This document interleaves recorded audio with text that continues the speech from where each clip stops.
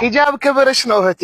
አንዲት ጨዋ የሆነች ሙስሊም ሴት ከምትታወቅባቸው ልዩ ስብዕናዎች ውስጥ አንደኛው ሂጃቧን ጠብቃ መውጣቷ ነው። ባረከላሁ ፊኩም። አንዳንድ ባለጌዎች ምን ያደርጋሉ?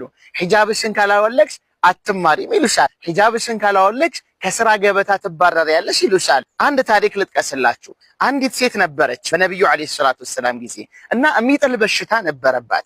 ነብዩ አለይሂ ሰላቱ ወሰላም ዘንድ መጣችና የሚጥል በሽታ አለብኝ፣ ከዚህ በሽታ አላህ እንዲፈውሰኝ ዱዓ አድርጉልኝ አለቻቸው። ነብዩ አለይሂ ሰላቱ ወሰላም ኢንሺእቲ ደዑቱ ለኪ፣ ከፈለግሽ ዱዓ አደርግልሻለሁ፣ ከፈለግሽ ደግሞ ሶብር አድርጊ፣ ወለኪል ጀና፣ ጀነት አለልሽ አሏት። በሽታውን እቋቋሟለኝ አለች።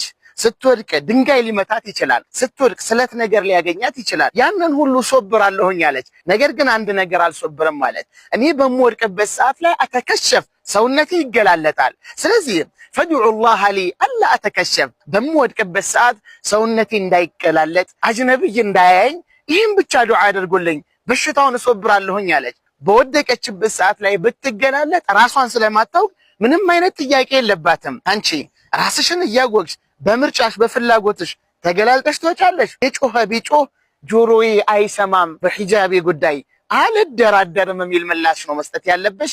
ሰላሙ አለይኩም ወራህመቱላሂ ወበረካቱ።